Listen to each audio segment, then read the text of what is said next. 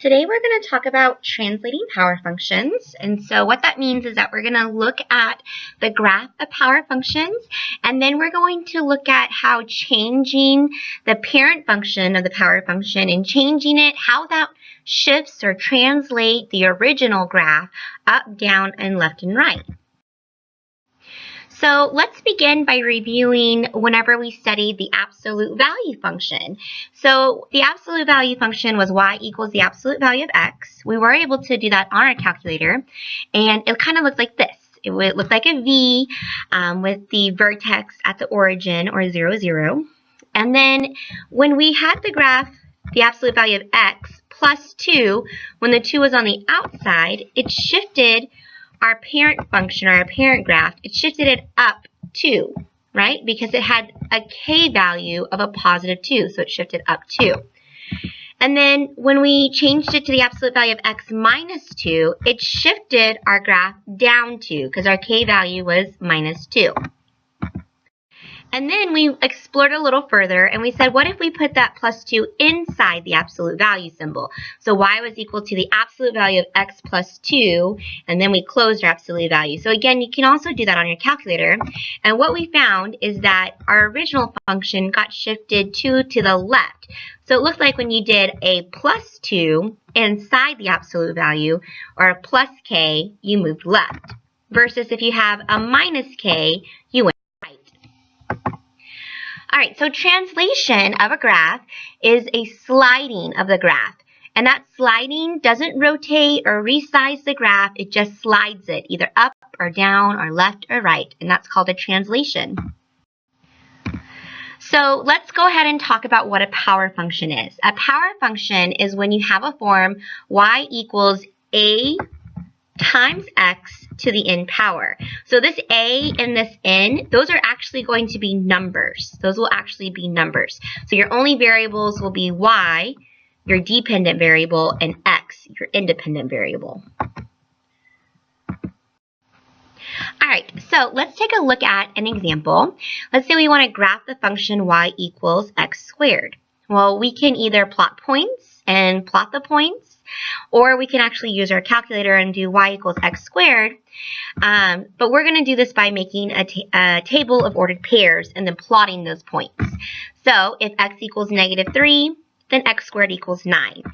If x equals negative 2, then y is going to be equal to 4. If x equals negative 1, then x squared, or y, is going to be 1. 0 is going to get 0, 1 will get 1, 2 will get 4, and 3 will get 9. So notice how our y values, or our range, kind of has some symmetry here, like it's almost like a mirror right here at 0, 0. Alright, so if we were to plot those points and connect them with a smooth curve, we would get this shape. We actually call this shape a parabola. And this point on the parabola, it's almost kind of like where the turning point is, where it starts to mirror itself. We call this the vertex. And for the parent function y equals x squared, our vertex is 0, 0, and this is the actual graph of our parent function y equals x squared.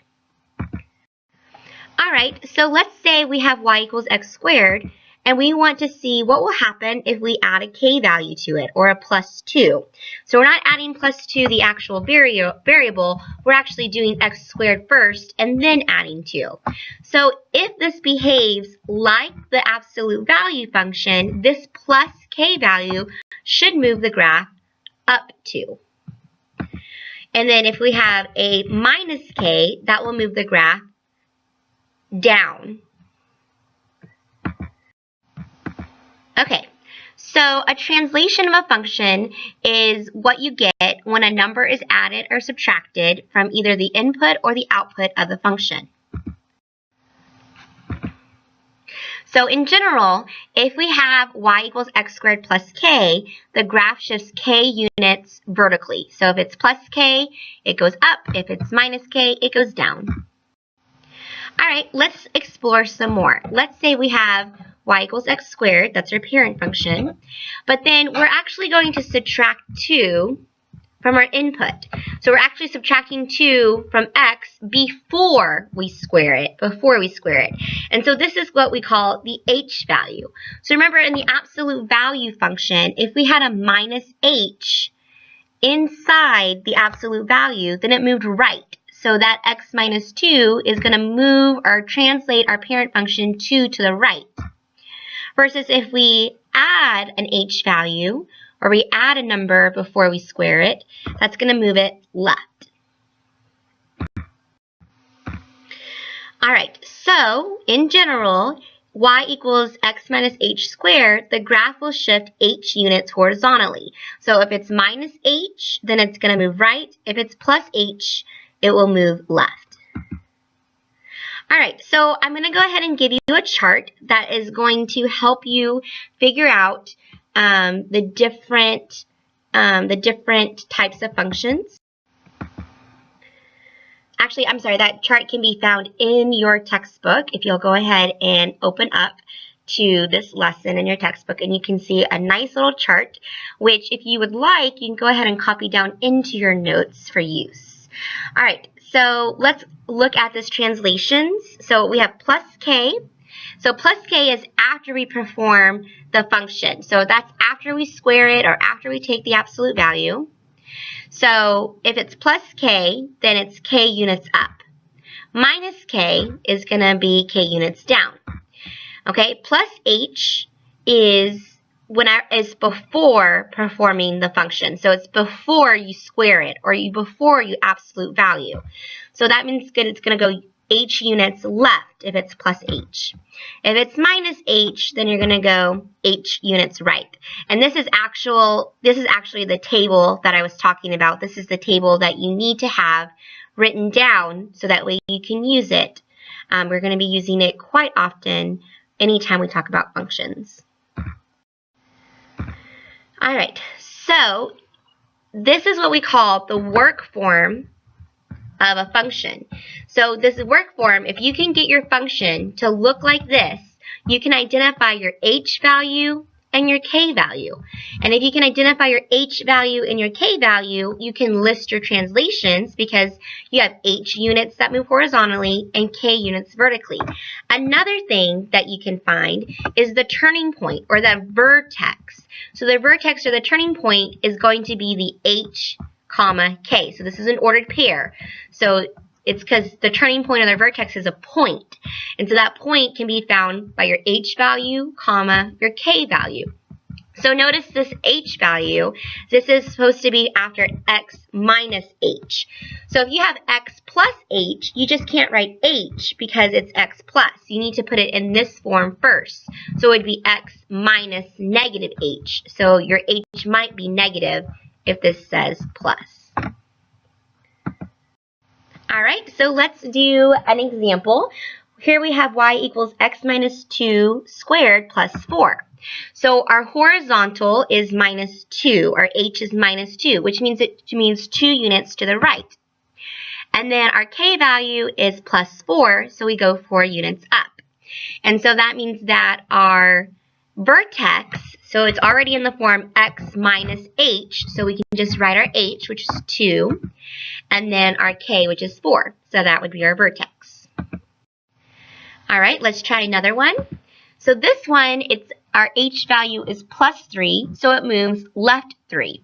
And our k value is minus 2, so it goes down 2. And then our vertex is a little different because this was x plus 3, and it was supposed to be x minus h. So in order for this to make this look like an x minus h, we have to rewrite it as x minus negative 3, which means our h value is negative 3. And then our k value is negative 2. All right, so there is another common power function that we like to use. It's y equals x cubed. It's the cubic function. And we can get the parent graph of this by using a table of ordered pairs. You can also use your calculator. And then once we do that, you'll notice that the turning point or the point of inflection, so when we had x squared, it was called the vertex, but now that we have x cubed, it has a different name. It's called the point of inflection. So point of inflection goes with x cubed, vertex goes with x squared. So if we want to find the point of an inflection, that's the turning point. And the turning point of this parent function, y equals x cubed, is at 0, 0, or the origin. So here's what our parent function of y equals x cubed looks. So notice our point of inflection, or our turning point, is at the vertex 0, 0. Okay, so in general, we have this work form of this function, y equals x minus h cubed plus k. So this is very similar to y equals x minus h squared plus k. So the same rules apply when you're doing translations and when you're getting your point of inflection. It's going to be h, comma, k, where h actually has to be written in the form x minus h to identify what h is. All right, so let's look at an example. If we're comparing to the graph of y equals x cubed, the parent function, if we're looking at y equals x minus 4 cubed plus 5, our h value is a minus 4, so that means it's 4 units right, and our k value is plus 5, meaning it's 5 units up, which means our point of inflection, this is already in the form x minus h, so our h value is 4, and our k value is 5. So our point of inflection is 4, 5. Let's do another one. We have x plus 5 cubed minus 2. So since it's a plus h, that means we're going to go h units left, or in this case, 5 units left. And since we have minus k, that means we're going to go k units down, or 2 units down. And then our point of inflection, so since this is not written in the form x minus h, we would have to rewrite it. So that would become x minus negative 5. So that means our h value is negative 5, and then our k value is negative 2. So our point of inflection is the ordered pair negative 5, comma, negative 2. All right, so if we were looking at the graphs, here's our parent function with our point of inflection at 0, 0. And then this point of inflection is supposed to be at 4, 5. So we'll go over 4 at 5. Here it is. There's our point of inflection there. And this one would be left 5, down 2. And so here's our point of inflection for that third. All right, go ahead and try some problems on your own.